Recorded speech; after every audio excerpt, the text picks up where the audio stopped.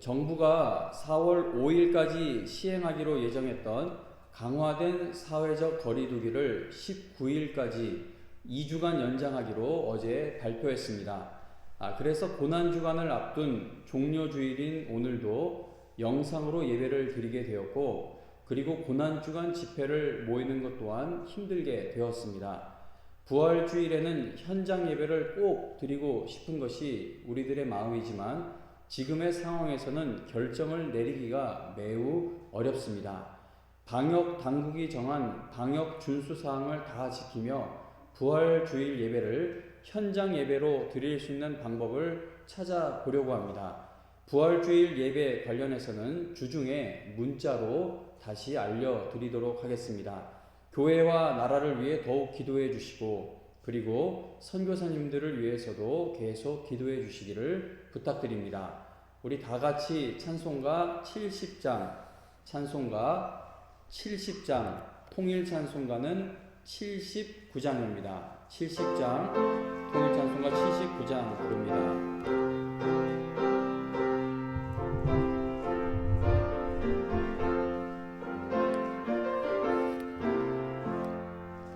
피난처 있으니 환난을 당한 자 이리 오라. 땅들이 변하고 물결이 일어나 산 위에 넘치되 두렵지 않네. 이방이 떠들고 나라들 모여서 진동하나. 우리 주 목소리 한 번만 바라면 천하의 모든 것 망하겠네.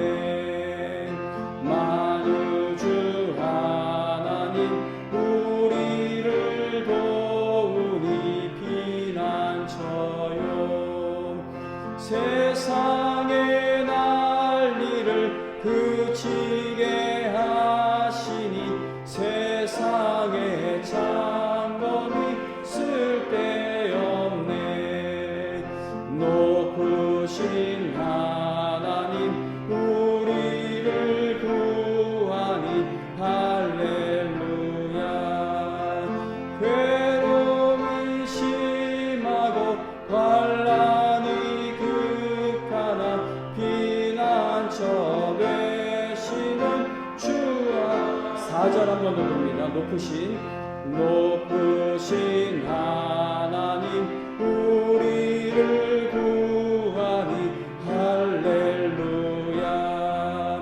괴로움이 심하고 환난이 극하나 피난처 되시는 주 하나님.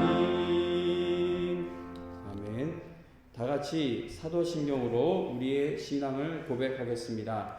전능하사 천지를 만드신 하나님 아버지를 내가 믿사오며 그 외아들 우리 주 예수 그리스도를 믿사오니 이는 성령으로 잉태하사 동정녀 마리아에게 나시고 본디오 빌라도에게 고난을 받으사 십자가에 못 박혀 죽으시고 장사한 지 사흘 만에 죽은 자 가운데서 다시 살아나시며 하늘에 오르사 전능하신 하나님 우편에 앉아 계시다가 저리로서 선자와 죽은 자를 심판하러 오시리라.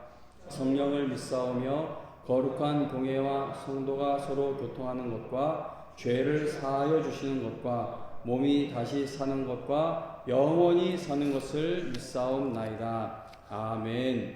찬송가 141장입니다. 찬송가 141장, 통일 찬송가는 132장을 부른 후에 조광진 장로님께서 기도해 주시겠습니다.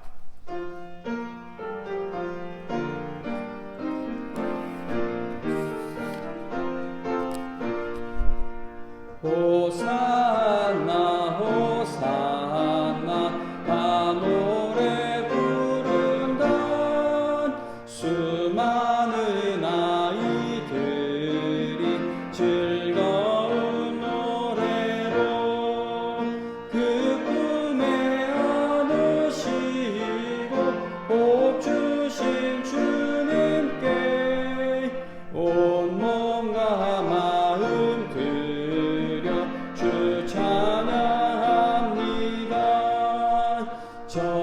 만남산 길 따라 큰 무리 따르며 그 손엔 종려 가지 흔들며 외친다.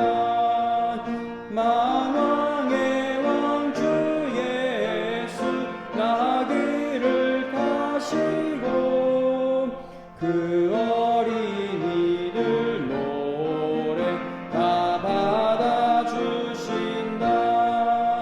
호산나 그의 노래 우리도 부르자.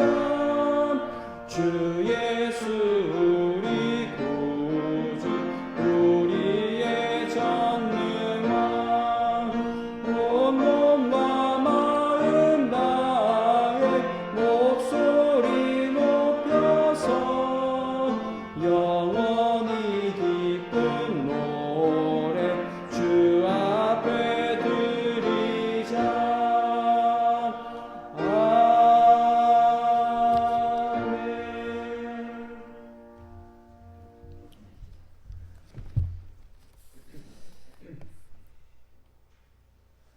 전능하사 우주 만물을 만드시고 우리들의 생사화복을 주관하시사 우리가 안고 일어서심을 하시며 또한 우리의 생각을 밝게 하시고 우리의 행위와 말까지도 하시는 하나님 아버지 은혜를 진심으로 감사드립니다.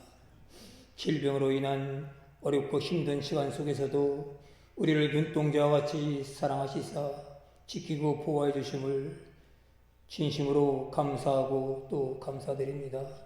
오늘은 예수님께서 우리의 죄를 대속하시기 위하여 십자가의 고난을 당하신 예루살렘에 입성하는 종료 주일이지만 오늘도 우리의 발걸음이 성전으로 향하지 못함을 안타깝고 송구한 마음을 헤아려 주시옵소서. 이 시간 교회와 가정에서 영상으로 예배드리는 성도들의 마음을 아시는 주께서 긍휼히 여기시고 온유하고 갈급한 심령 위에 크신 은혜와 평강이 넘치게 하시옵소서. 주회전에서 예배드리지 못하는 믿음의 형제들 또한 안타까운 상황 속에서 예배의 소중함을 일깨워 주심을 감사드립니다. 사회적으로 사람과의 거리를 두는 것이 자칫 하나님과의 관계에서 멀어지는 과오를 범하지 않게 하시옵소서. 세상에서 편견과 오해에서 비롯된 수많은 목소리에 휩쓸려 끝까지 지켜야 할 신앙마저 저버리고 타협하는 죄를 범하지 않도록 도와 주시옵소서. 우리의 믿음을 굳세게 지켜 주시옵소서. 이번 주부터 시작되는 고난 주간에는 주님의 십자가의 은혜를 마음에 새기며 주님의 고난을 묵상하고 우리 자신을 돌아보는 기도하는 시간으로 하나님의 거룩한 자녀로 살아가게 하시옵소서. 우리를 치유하시는 능력의 하나님, 예측하지 못한 코로나19 질병으로 인하여 온 세상이 사회 질서와 경제 기반이 무너지고 수많은 사람이 고통과 두려움과 절망 속에서 살아가고 있음을 기억하여 주옵소서. 전능하신 하나님의 손길로 더 이상은 확산을 막아주옵시고 안타까운 죽음과 질병과의 사투 시간이 속히 종식될 수 있도록 치유하여 주시옵소서. 치료자가 속히 개발되고 무너진 경제가 회복되게 하여 주시옵소서. 어려운 시기에 사랑과 헌신의 마음으로 방역과 치료를 위해 밤낮으로 수고하시는 의료진들과 봉사자들에게 힘주시고 지켜주시며 그들의 수고와 노력이 결코 헛되지 않게 질병의 대란에서 벗어나게 하시옵소서. 나라의 정자들과 정치인들은 대륙과 위선적인 명분을 버리고 개인과 집단의 이익이 아닌 국가를 위해 함께 힘을 모아 질병과 경제의 위기를 이겨낼 수 있도록 지혜와 명철을 더하여 주시옵소서. 다음 주에 있을 21대 총선에서는 여호와를 두려워하며 이 나라를 바로 이끌어갈 일꾼들이 적재적소에 세워질 수 있도록 국민들에게 지혜와 분별력을 더하여 주시옵소서. 정치, 경제, 외교, 사회 모든 분야에 하나님의 주권이 임하게 하여 주시옵고 이 시간 단위에 세우신 담임 목사님에게 성령의 감동이 함께하시어 하나님 말씀 증거하실 때 상한 심정이 위로를 받고 치유되는 새 힘을 얻을 수 있는 은혜의 시간으로 인도하여 주시옵소서. 오늘도 우리의 삶 가운데 살아 역사하시며 우리의 기도를 들어주시는 예수님의 이름으로 간절히 기도하옵나이다. 아멘.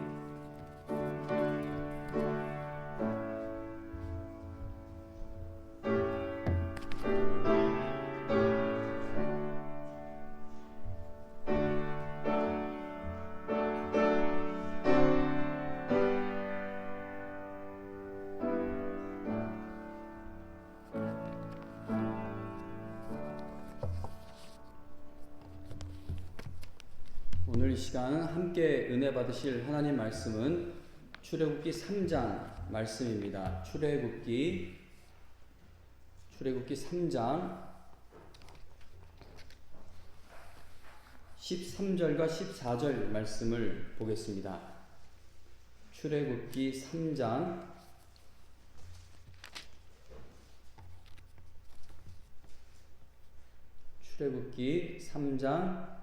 13절과 14절입니다. 출애굽기 3장 13절과 14절 말씀 읽어드립니다. 하나님 말씀 읽어드리겠습니다. 모세가 하나님께 아뢰되 내가 이스라엘 자손에게 가서 이르기를 너희의 조상의 하나님이 나를 너희에게 보내셨다 하면 그들이 내게 묻기를 그의 이름이 무엇이냐 하리니 내가 무엇이라고 그들에게 말하리이까. 하나님이 모세에게 이르시되 나는 스스로 있는 자이니라. 또 이르시되 너는 이스라엘 자손에게 이같이 이르기를 스스로 있는 자가 나를 너희에게 보내셨다 하라. 아멘. 오늘 이 시간에는 나는 스스로 있는 자이니라, 나는 스스로 있는 자이니라 라는 제목으로 하나님 말씀 증거하겠습니다. 이 출애굽기 말씀은 이스라엘 백성이 애굽에서 심하게 학대받는 이야기로 시작됩니다.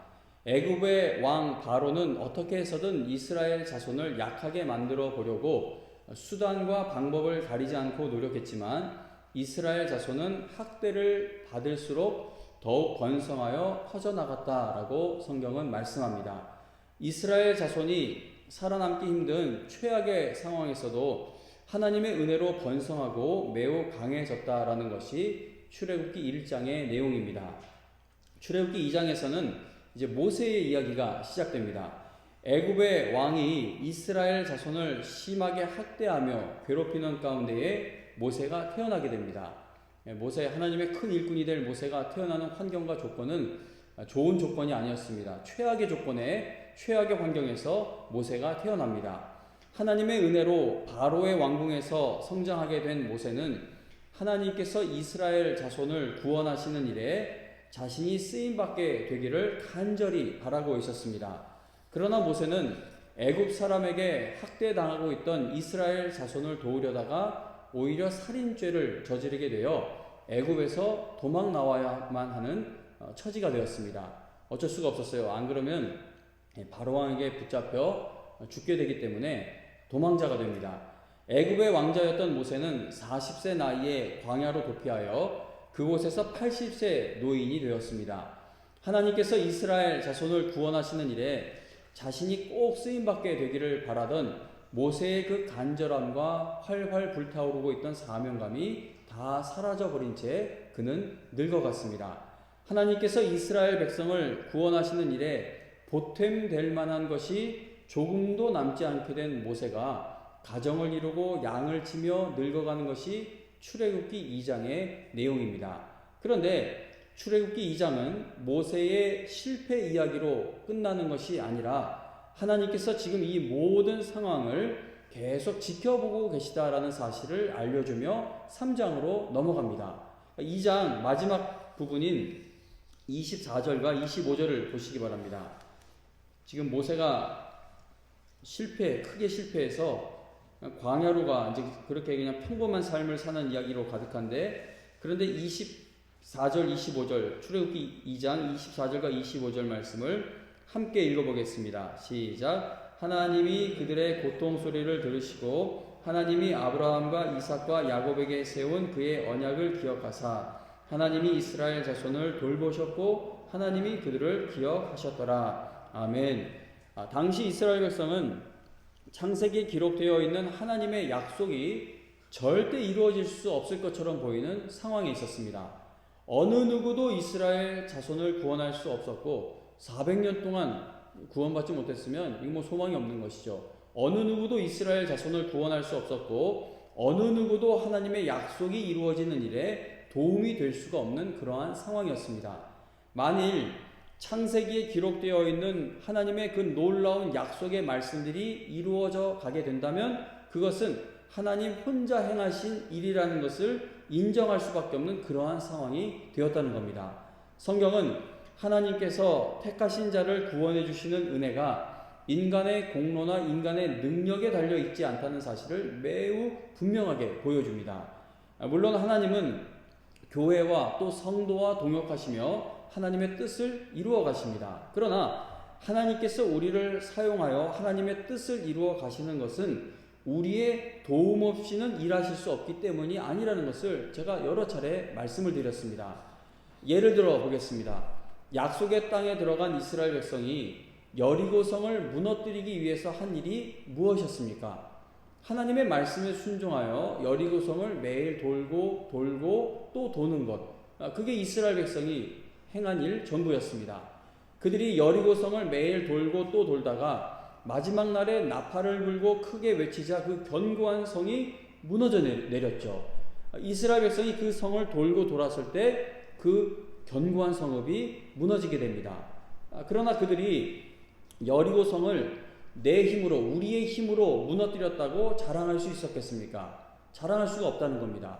그들이 성을 돌아서 무너진 겁니까? 맞죠? 그 성을 돌고 돌아서 무너졌지만 그들이 그 약속의 땅에 들어가서 그 성을 무너뜨려 놓고 야 하나님이 우리 덕에 이 성을 무너뜨리셨다라고 자랑할 게 하나도 없다는 겁니다. 그 여리고성이라는 것은 성 주변을 돈다고 해서 무너질 수 있는 성이 아니라는 것이죠. 그러나 절대 무너질 수 없는 행동이었지만 하나님이 그들과 함께 하셨기 때문에 말씀에 순종하는 행함이 있었을 때 무너진 것이기 때문에 그들은 그 모든 일들이 하나님의 은혜로 고백할 수밖에 없다는 겁니다.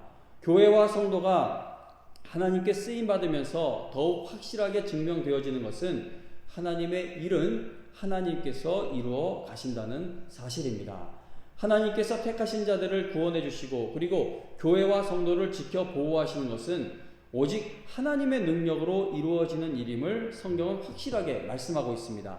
그래서 우리는 사도 바울이 그랬던 것처럼 하나님께로 받는 모든 것을 하나님의 은혜라고 고백을 하고 그리고 하나님께 쓰임 받고 나서 내 자랑이 하나도 남지 않고 오직 하나님의 은혜로 쓰임 받았다라고 고백을 하게 됩니다. 만일 하나님이 우리의 도움과 협조가 없이는 우리를 구원하지 못하신다거나 또는 우리의 도움과 협조가 없이는 교회를 마지막 날까지 지켜 보호하지 못하신다면 구원받는 것과 교회가 하나님의 일을 하는 것을 하나님의 은혜로 되어지는 일이라고 고백할 수 없게 될 것입니다. 만일 우리가 약해졌기 때문에 하나님이 세우신 교회가 다 망해버린다면 하나님은 능력이 없는 하나님이시죠. 그동안 하나님은 우리 덕에 교회를 지탱하신 분밖에 되지 않는다는 겁니다. 그러나 우리가 이렇게 모이는 일에 약화될 수밖에 없고 여러 가지로 어려움을 당하고 또 우리 세상에 나가서 돈을 버셔야 하는 성도님들 여러 가지 참 많이 어려우시죠. 너무나도 많은 어려움이 겹겹이 쌓여가고 있지만 우리는 여전히 소망으로 장래에 하나님이 준비해 두신 은혜를 바라고 소망하고 구할 수 있는 것은 하나님은 우리의 도움이 없이 하나님의 일을 이루어 가실 수 있기 때문입니다. 이스라엘 백성이 출애굽하게 된 것이 모세 덕분이었습니까?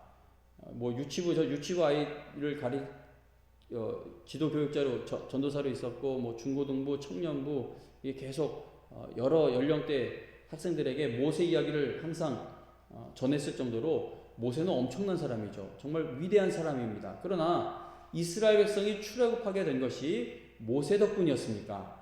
아니면 이스라엘 자손이 출애굽할 만한 어떤 큰 업적을 쌓았기 때문에 그들이 출애굽할 수 있게 되었던 것입니까? 아니라는 겁니다. 하나님께서 모세를 찾아가셨을 때 그가 하나님께 보였던 모습과 하나님께서 모세를 이스라엘 백성들에게 보내셨을 때 그 백성이 하나님께 반응했던 모습을 보면은 하나님께서 이들을 기억해 주시고 그들을 구원해 주신 것은 순전히 하나님의 놀라운 은혜로 이루어진 일이 분명하다는 것이죠.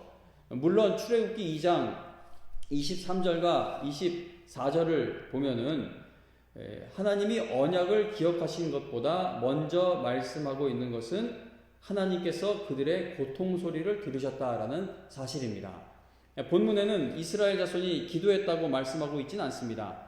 그런데 우리가 방금 읽었던 23절, 24절, 2장 23절부터 25절의 말씀을 우리가 고통 중에 기도하면 하나님이 그 기도에 응답하신다는 그 본문으로 사용할 때가 많은데, 그러나 이 본문에서는 이스라엘 자손이 기도했다라는 그런 직접적인 표현은 기록되어 있지 않습니다. 그러나 하나님께서 그들의 부르짖는 소리, 그들의 고통의 소리를 들으셨다라고 말씀하고 있기 때문에 그들이 기도한 것으로 볼 수는 있습니다.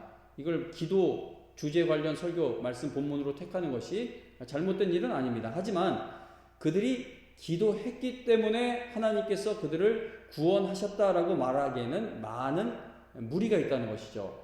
그들이 부르짖은 것을 구원받게 된 공로로 볼 수 없다는 겁니다. 그들의 출애굽의 역사가 시작된 것이 그들이 부르짖었기 때문이다라고 말할 수는 없다는 것이죠. 왜냐하면 그들은 하나님을 잘 알지도 못하면서 부르짖고 있었기 때문입니다. 23절에 보면은 출애굽기 2장 23절 말씀을 이렇게 훑어보시면, 지금 이스라엘 백성이 왜 탄식하고 부르짖었습니까? 하나님의 영광을 위해 쓰임 받아야 하는데 그러지 못하고 있었기 때문에 부르짖은 것입니까? 하나님을 예배해야 하는 백성이 되어야 하는데 바로가 방해하고 있었기 때문에 예배드리지 못하는 것이 마음 아파 그들이 부르짖은 것입니까? 아니죠. 지금 상황을 보면 23절에 보시면 이스라엘 자손이 왜 탄식하고 부르짖었습니까?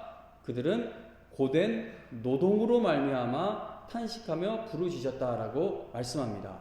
그러니까 그들은 먹고 사는 게 힘들어져서 탄식하고 부르짖었다는 겁니다. 그래서 그들은 출애굽한 후에 광야를 여행하다가 먹고 사는 일이 위협받게 되거나 생명이 위협받을 때면 조금 더 망설이지 않고 하나님을 원망하게 됩니다. 23절에 기록된 이스라엘 백성의 부르짖음을 기도라고 말할 수는 있습니다. 그러나 하나님께서 이 기도에 응답해 주신 것은 그들의 기도가 훌륭했기 때문이 아니라 하나님이 이제 출애굽의 역사를 시작하신 만큼 수준 높은 기도였기 때문이 아니라 바로 이어지는 다음 구절에서 알려주듯이 하나님이 아브라함과 이삭과 야곱에게 세운 그 언약을 기억해 주셨기 때문에 그들의 부르짖음에 응답되어지는 역사가 일어나게 되었다는 겁니다. 그래서 우리의 기도가 잘나서 좋은 응답을 받느냐? 그게 아니라는 것이죠. 아무리 훌륭해 보이는 사람도 성령께서 그 기도를 돕지 않으시면 우리는 하나님의 뜻대로 구할 수 없고, 우리는 하나님의 뜻을 알지 못하기 때문에 하나님의 뜻을 아시는 성령을 우리에게 주셨다. 그리고 우리의 연약함 중에 마땅히 구할 바를 알지 못하는 것을 성령께서 도우신다라고 하지 않습니까? 그래서 우리의 기도가 연약하지만 우리의 이 부족한 기도에 하나님의 영광스러운 응답이 내려지게 되는 것은 하나님의 은혜라는 것이죠. 40일 작전 기도를 했던, 100일 작전 기도를 했던, 500일 작전 기도를 했던 그 기도에 하나님의 응답이 나타나게 되는 것은 우리의 공로에 있는 것이 아니라 하나님의 은혜에 있다는 겁니다. 출애굽기를 보면 모세나 이스라엘 백성이 구원받을 만한 업적을 쌓았기 때문에 하나님께서 그들을 기억해 주시고 구원해 주신 것이 아닙니다. 오히려 모세와 이스라엘 백성은 하나님의 말씀에 소망을 두는 일에 모두 무능했으며 그들은 하나님이 누구이신지도 잘 알지 못했습니다. 지금의 상황을 저는 자꾸만 생각해 보게 됩니다. 만약에 이 한국의 교회가 하나님께, 하나님, 그동안 우리가 한 일들을 생각하셔서 빨리 이 고난에서 이 한국의 교회를 구원해 주세요. 우리를 빨리 회복시켜 주세요. 라고 우리의 행위와 공로, 우리에게 근거를 두고 하나님께 기도한다면, 그래 한번 자잘못을 따져서 내가 한번 처리해 볼까 한다면 우리는 당장 망할 거예요. 하나님 앞에 잘한 게 물론 있지만 잘한 것보다 못한 게 더 많고, 하나님을 기억했던 때보다 하나님을 잊고 살았던 때가 더 많고, 교회가 하나님의 일을 위해서 열심을 낸다고 했지만 막상 다 들춰보면 우리의 자랑을 위해 일했던 때도 참 많고, 그래서 우리가 지금 이때 기도할 것은 하나님 그동안 하나님 이 한국교회가 해왔던 일들을 주장하게 하는 것이 아니라 하나님의 은혜로 우리가 여기까지 온 교회입니다. 하나님이 어려운 때에 다시 한번 하나님의 은혜를 붙드는 교회와 성도가 되어 우리가 예배당에 모이는 날을 허락해 주시고 다시 한국교회가 하나님께 쓰임받는 그 회복의 역사가 일어나게 해주세요. 그러니까 하나님의 은혜를 구할 때라는 겁니다. 하나님께서 모세에게 이스라엘 자손을 구원하라는 놀라운 사명을 맡기시기 위해 찾아오셨을 때 모세가 어떻게 반응했는지를 한번 생각해 보시기 바랍니다. 하나님께서 불붙은 떨기나무 가운데 나타나셔서 80세 노인 모세를 부르시고 그에게 출애굽 사명을 맡기시는 말씀이 출애굽기 3장에 기록되어 있습니다. 3장 10절에 보시면 하나님께서 모세에게 내가 너를 바로에게 보내어 너에게 내 백성 이스라엘 자손을 애굽에서 인도하여 내게 하리라 라고 말씀하십니다. 자, 그런데 11절에 보면 모세가 하나님께 내가 누구이기에 바로에게 가며 이스라엘 자손을 애굽에서 인도하여 내리까 라고 반문합니다. 그러니까 하나님이 하시겠다는 일에다가 토를 다는 것이죠. 안 된다는 겁니다. 그러자 그 다음에 12절에 보면 하나님께서는 하나님을 믿지 못하고 있는 모세에게 내가 반드시 너와 함께 있으리라 라는 약속의 말씀을 주십니다. 저 같은 사람이 어떻게 이스라엘 자손을 인도해낼 수 있겠습니까? 라고 묻는 모세에게 하나님은 내가 너와 함께 하겠다라는 그 약속을 주고 계십니다. 그러나 모세는 하나님이 함께 해 주시겠다는 약속을 듣고도 하나님을 신뢰하지 않았습니다. 자, 모세는 지금까지 하나님을 믿어온 사람이죠. 태어났을 때 엄마가 모세의 유모가 되어주어서 아마 어렸을 때부터 신앙 교육이 철저했을 것입니다. 계속 엄마가 이 아기에게 하나님을 이야기해주고 가르쳤겠죠. 그래서 모세는 평생을 하나님을 믿어온 사람입니다. 특히 그가 애굽의 왕자로 있을 때에는 하나님께서 이스라엘 자손을 구원하시는 일에 쓰임받기를 간절하게 바라고 있어서 모세는 자신이 누리고 있는 모든 특권을 다 포기할 각오가 되어 있었다라고 히브리서 말씀에 기록이 되어 있습니다. 히브리서 11장 24절에 보면 믿음으로 모세는 장성하여 그냥 장성한 게 아니라 믿음으로 장성해서 바로의 공주의 아들이라 칭함받기를 거절했다라고 말씀합니다. 자, 그런데 모세가 그토록 하나님만을 의지하고 있었을 때 그가 당한 일들은 무엇이었습니까? 자기 동족이 다 처참한 노예 생활을 하는데 왕자의 자리에 있었으면 그 얼마나 높은 자리예요. 얼마나 편안한 자리예요. 막 노예로 괴로움 당하는 자기 동족을 볼 때마다 식은땀 나지 않았겠어요. 야, 나도 여기 오지 못했으면 저 비참한 삶을 살았을 텐데 내가 어떻게든 이 자리를 지켜야겠다. 그런 마음도 들지 않겠습니까?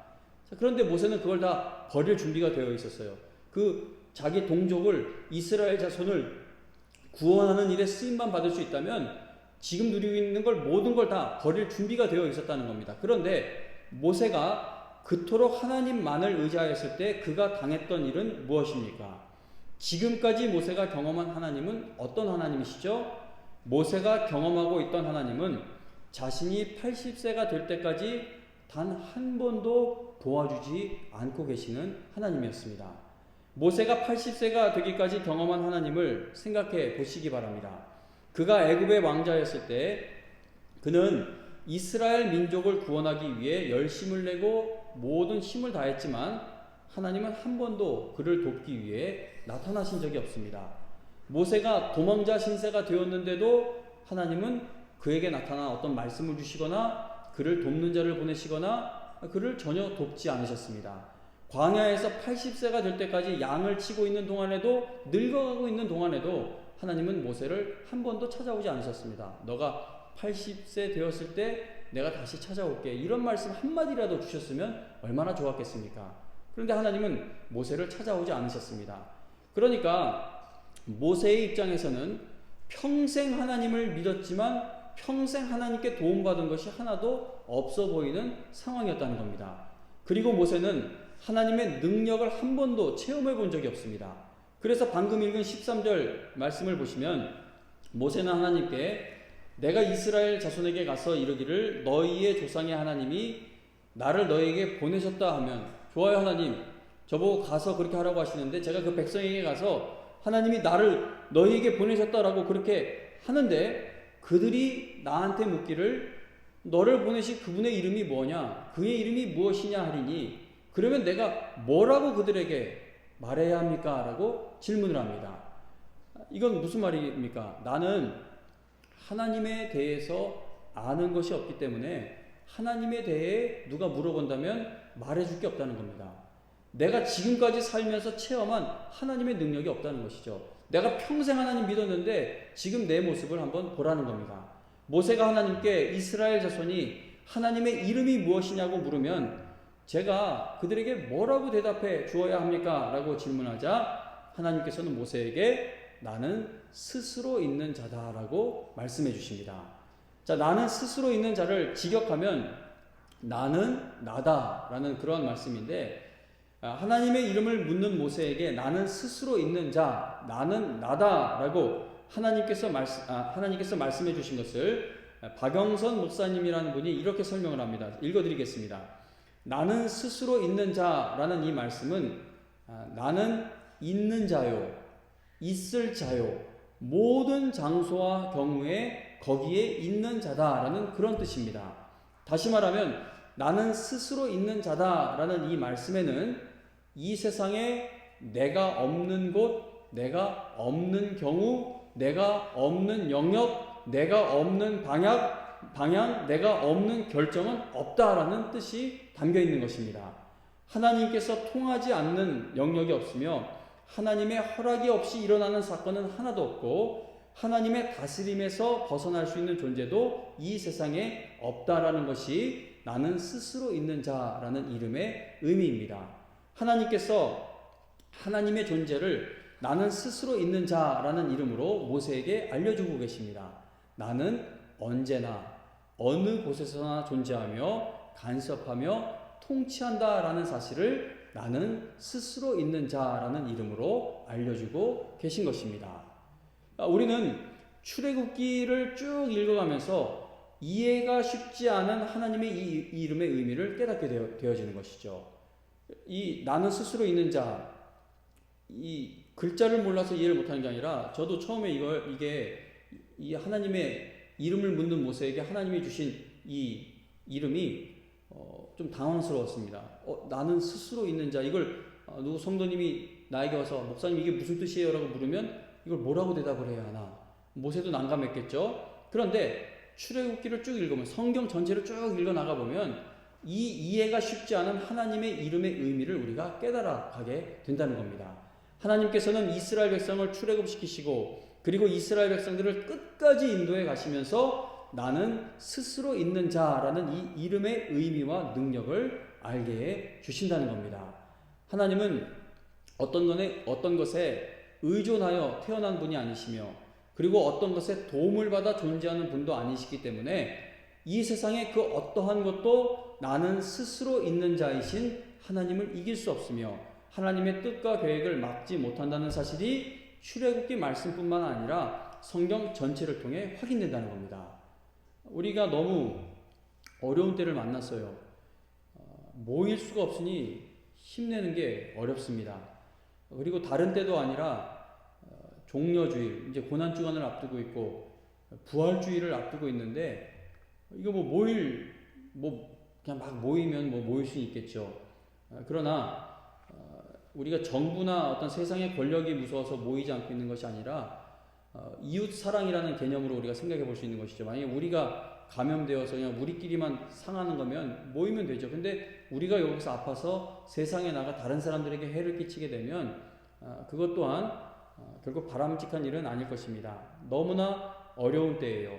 이게 언제까지 지속될지 알지도 못하겠고 이번 여름에는 수련회도 또 단기 선교도 어려울 것 같고 올 한 해가 이렇게 어려워지면 50주년 행사도 어쩌면 미뤄야 되는 게 아닌가를 생각해 보기까지 하고 있습니다. 참 어려운 때예요. 그러나 성도님 여러분, 이렇게 너무나 어려운 때에 하나님이 행하실 일과 하나님이 이루실 일, 하나님이 교회를 통해 이루어 가실 일들에 대한 소망은 더욱더 커지게 된다는 것이죠. 우리가 힘내서 할 수 있는 일이 없어요. 교회를 회복시키기 위해 우리가 할 수 있는 일이 없다는 겁니다. 자, 그러면 우리가 여기서 하나님만을 더욱더 의지할 때 나는 스스로 있는 자이신 하나님의 어떠한 능력이 나타나게 될까? 우리는 바라고 기도할 수 있는 때를 만나게 된 겁니다. 하나님은 어떠한 것에 의존해서 태어난 분이 아니시라는 것이죠. 나는 스스로 있는 자이신 하나님을 이 세상 어떤 것도 이기지 못해요. 하나님의 뜻과 계획을 막지 못한다는 겁니다. 모세는 아직 이러한 하나님을 만나지 못했고 깨닫지 못하고 있었기 때문에 하나님께서 맡기시는 그 사명을 거절하려고 했던 겁니다. 출애굽기를 보면 모세는 나는 스스로 있는 자이신 하나님을 배워갑니다. 자, 우리는 하나님께서 모세를 훈련시키시는 이 모습을 통해 믿음이 성장하게 되는 과정에 대해 생각해 볼 수 있습니다. 자, 우리는 하나님의 큰 능력을 경험하면 하나님의 말씀을 더 잘 믿게 될 것으로 생각을 합니다. 그러나 성경을 보시면 믿음이 바르게 성장하고 하나님을 바르게 알아가기 위해서는 경험보다 하나님의 말씀을 신뢰하는 것이 먼저임을 알 수 있습니다. 말씀을 먼저 신뢰해야 하나님의 행하시는 능력을 체험하게 되는 것이지 능력 마음껏 체험한다고 하나님의 말씀이 깊이 깨달아지는 것은 아닙니다. 이걸 조금 더 풀어서 말씀드리자면 이 하나님의 말씀을 신뢰하는 자가 하나님의 말씀을 깨달을 수가 있는 것이고 하나님의 말씀을 먼저 신뢰하는 자가 말씀의 능력을 체험하는 다음 단계로 나아갈 수 있다는 겁니다. 하나님의 말씀은 이해가 되어서 순종하고 하나님의 말씀은 이해가 되어서 능력을 체험하게 될 수 있는 것이 아니라 이해되지 않아도 먼저 순종하다 보면 말씀이 깨달아지게 되고 말씀의 능력을 체험하게 된다라는 것을 우리가 알 수 있습니다. 모세가 하나님을 알아가는 과정을 보면 그가 택함받고 쓰임받을 수 있었던 것은 전적으로 나는 스스로 있는 자라고 자기소개를 하시는 하나님의 은혜와 능력으로 가능했다는 사실을 깊이 깨닫게 됩니다. 한 가지 사건을 예로 들어보겠습니다. 출애굽기 4장에 가셔서 출애굽기 4장 24절부터 26절을 보시겠습니다.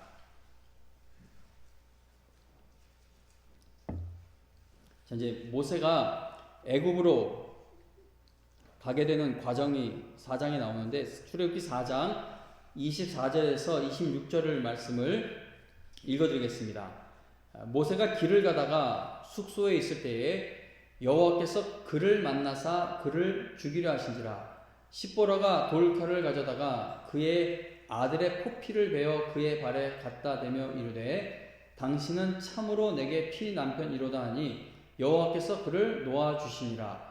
그때 십보라가 피 남편이라 함은 할례 때문이었더라. 아멘. 자, 이 굉장히 좀 어려운 본문인데 성경이 말하게 하라라는 책에 보면 출애굽기 주석인데 성경이 말하게 하라라는 책에 보면은 지금 우리가 읽은 이 본문을 이렇게 설명을 합니다. 읽어드립니다.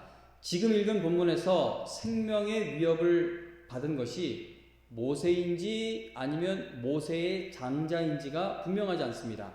24절에 보면 여호와께서 그를 죽이려 하셨다라고 말씀합니다. 그런데 25절과 26절에 사용된 남편이라는 단어는 히브리어로 가족 구성원을 가리킵니다.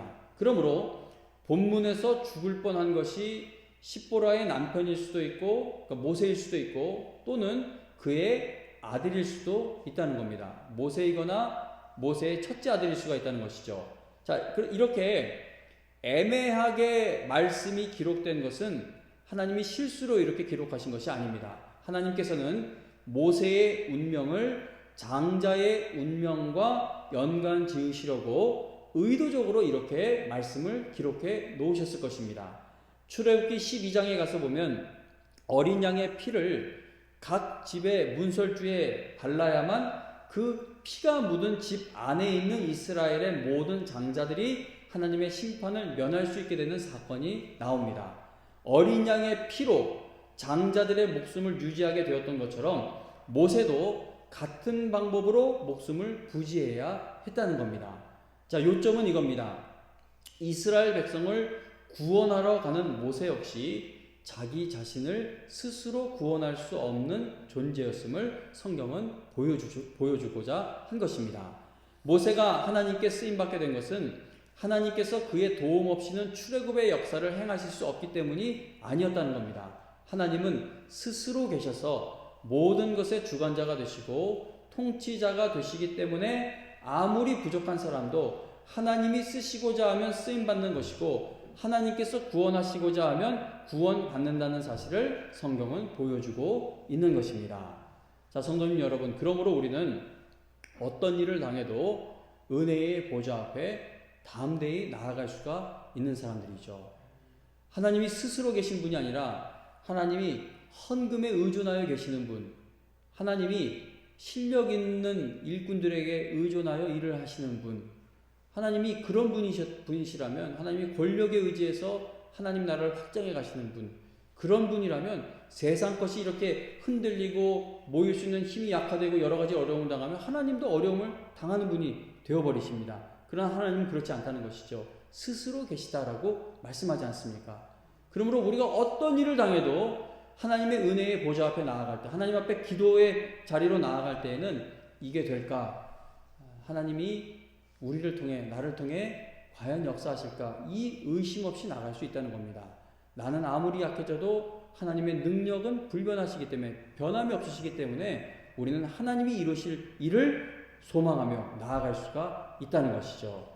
어떤 불안해 보이는 현실도 스스로 있는 자이신 여호와 하나님의 능력에 영향을 끼칠 수 없습니다. 400년 넘는 세월 동안 이스라엘 자손이 출애굽하지 못하고 있는 것이라면 앞으로 4,000년, 4만 년 세월이 흘러도 이스라엘 자손은 절대 출애굽하는 것이 불가능합니다. 그들이 출애굽하게 된 것은, 모세가 그 놀라운 일에 쓰임받게 된 것은 스스로 있는 자이신 여호와 하나님께서 그들에게 은혜를 베푸시기로 작정하셨기 때문에 가능했던 일이라는 겁니다. 오늘은 우리 주님께서 예루살렘에 나귀 새끼를 타고 입성하셔서 고난 주간을 시작하신 날을 기념하는 종려 주일입니다. 우리 주님께서 우리를 구원하시기 위해 이 땅에 인간의 몸을 입고 오셔서 우리를 대신해 십자가에서 죄의 모든 형벌을 다 받으시고 그리고 죽음을 이기시고 부활하셔서 우리에게 성령을 보내주지 않으셨다면 아무리 많은 세월이 흘러도, 아무리 수천 년의 세월이 지나도, 또 아무리 역사 속에서 훌륭한 사람들이 이 땅에 많이 태어나도 우리는 결코 하나님 아버지께 나아갈 수 있는 길을 찾지 못했을 것입니다. 우리가 처해 있는 환경과 조건이 아무리 어려워도 하나님께서는 우리의 기도에 응답하실 능력이 있으시고 하나님은 시작하신 일을 반드시 마치십니다. 모세는 하나님께 부름받은 그 목적대로 쓰임받게 되었죠. 왜냐하면 스스로 있는 자이신 하나님께서 그 어떠한 악조건 속에서도 택하신 모세를 포기하지 않으시고 그가 쓰임받을 수 있도록 은혜를 베푸셨기 때문입니다. 오늘 교회와 성도가 그 어떤 악조건 속에 있다 할지라도 우리를 구원하신 하나님은 절대 당황하지 않으십니다. 당황하는 건 우리뿐이죠. 하나님은 당황하지 않으십니다. 왜냐하면 하나님은 스스로 계신 분이기 때문에 어떤 환경이나 조건도 하나님을 절대 흔들 수 없기 때문입니다. 그러므로 성도님 여러분, 스스로 계신 하나님께 우리가 더욱더 담대히 나아갈 수 있기를 바랍니다. 400년의 노예 생활을 깨뜨리신 하나님, 아담과 하와에서 시작된 그 죄의 사슬을 끊어버리신 하나님, 그 능력의 하나님이시지 않습니까? 창조주 하나님이시고 역사를 주관하고 계시는 하나님, 모든 것의 결말을 쥐고 계시는 하나님, 그분이 교회의 주인이 되시고 우리의 하나님 아버지이십니다. 우리가 언제 다시 교회에 모일 수 있게 될까 모르겠어요.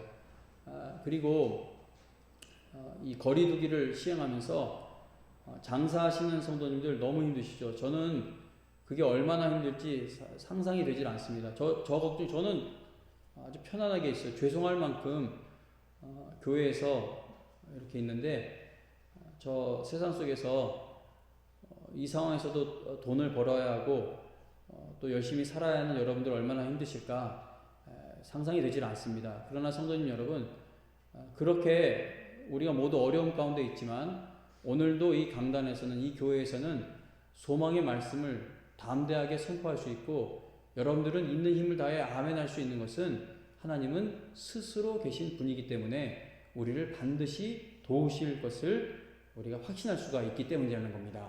스스로 계시는 하나님을 점점 더 깊이 알아가고 체험하는 여러분과 제가 되어 우리도 모세처럼 그 어떤 조건과 환경 속에서도 끝까지 하나님의 뜻이 이루어지는 일에 하나님의 뜻대로 쓰임 받게 되기를 주님의 이름으로 축원합니다. 찬송가 406장 찬송 부르면서 준비한 헌금 드리겠습니다.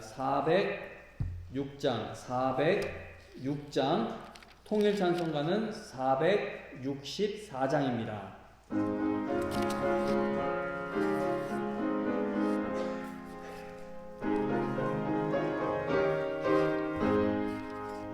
고난 영혼 편히 쉴 곳과 풍랑이라도 안전한 포구 폭풍까지도 다스리시는 주의 영원한 바르지에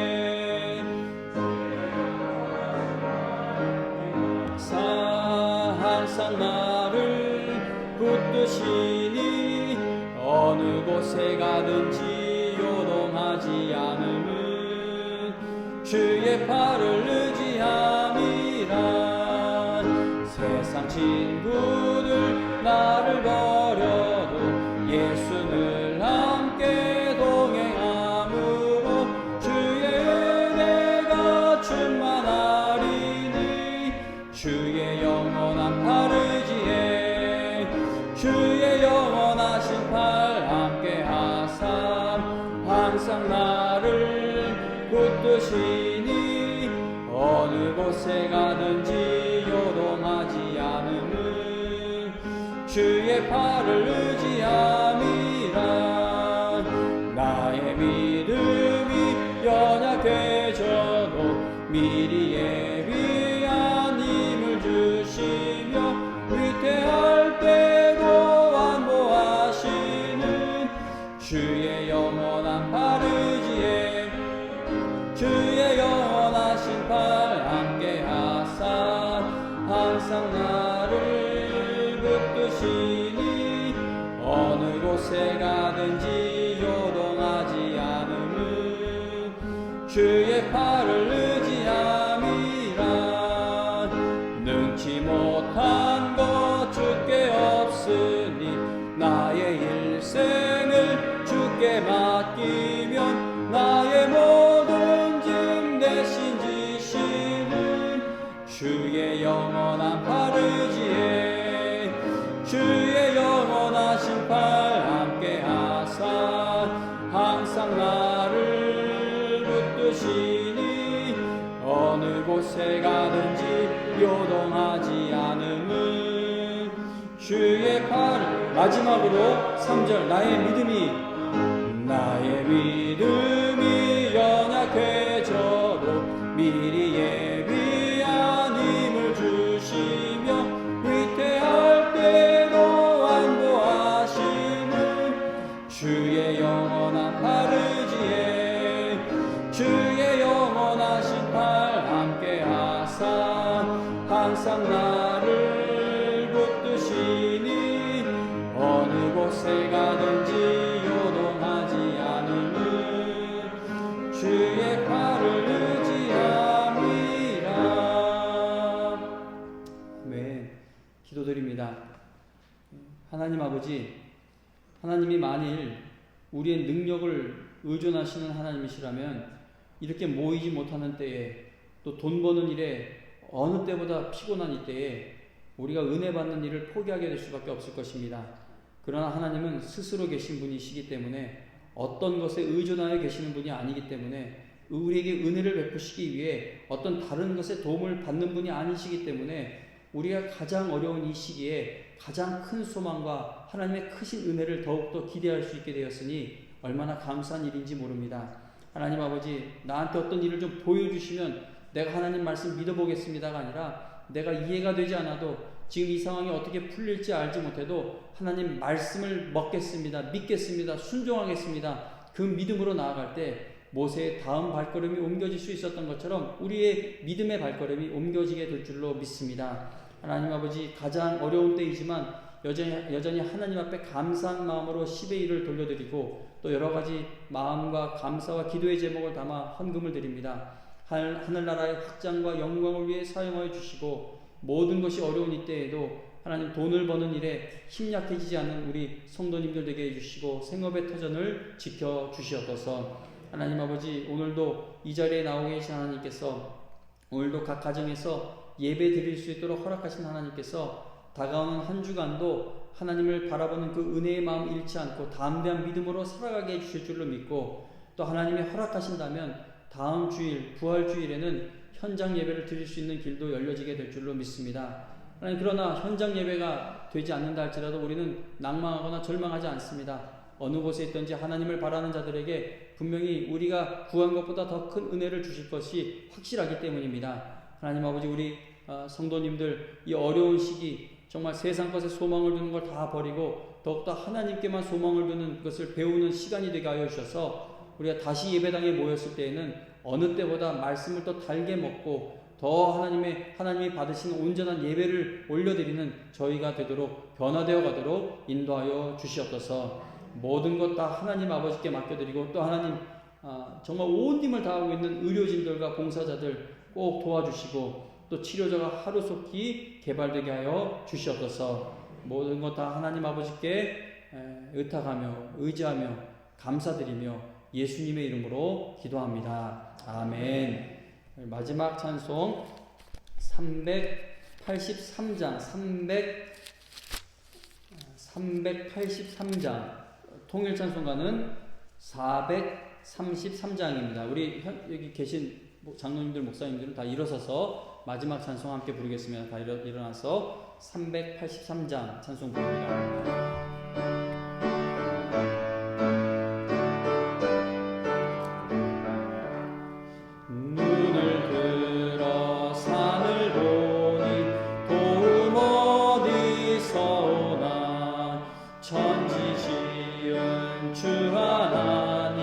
나를 도와주시네.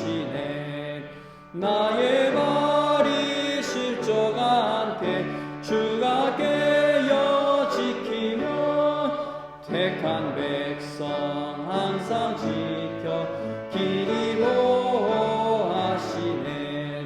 도우시는 하나님이 내게 그늘 되시니 낮에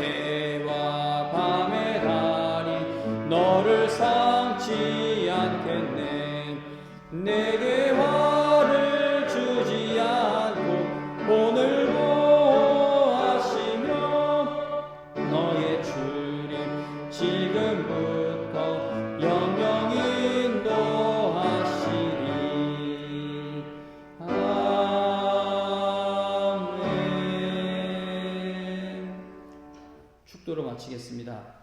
이제는 우리 주 예수 그리스도의 은혜와 하나님 아버지의 극진하신 사랑과 성령님의 인도하시며 또 우리의 기도를 쉬지 않고 도우시는 그 놀라운 은혜가 오늘 이 예배를 드리며 내 남은 삶이 스스로 계신 분인 하나님만을 의지하며 나아가는 인생 되기를 바라며 돌아가는, 또 바라며 예배를 드린 우리 모든 영광의 성도님들 머리머리 위에 지금으로부터 영원토록 함께하여 주시기를 간절히 축원하옵나이다. 아멘.